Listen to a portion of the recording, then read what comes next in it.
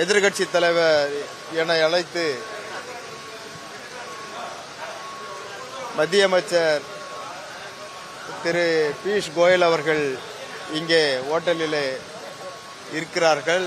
நீங்கள் சென்று அவரை மரியாதை நிமித்தமாக பார்த்துவிட்டு வந்துவிடுங்கள் என்று சொன்னதின் பேரில்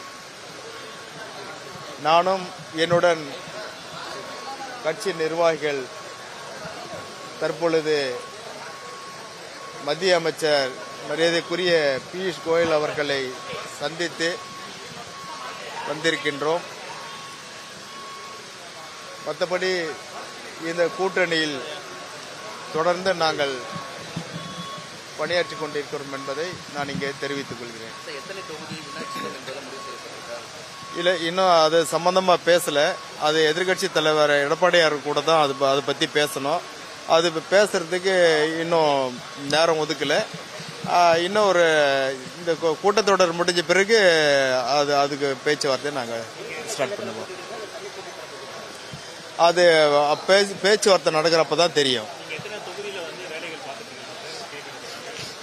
இல்லை, நாங்கள் 6 தொகுதிகளில் இப்போ நாங்கள் வேலை பார்த்துட்டு இருக்கிறோம். இப்போ போன தேர்தலில் ஒரு தொகுதி தான் எங்களுக்கு ஒதுக்குனாங்க. இப்போ நாங்கள் கூடுதலாக தொகுதி கேட்டிருக்கிறோம்.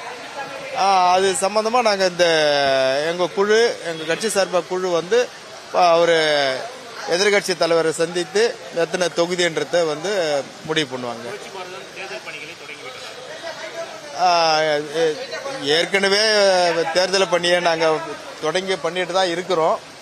இப்போ முடிவான பிறகு இன்னும் வேகமாக நாங்கள் எங்கள் பணிகள் இறங்கி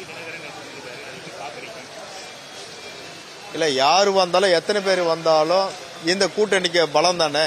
அதனால வர்றது நாங்கள் வரவேற்கிறோம் தானே.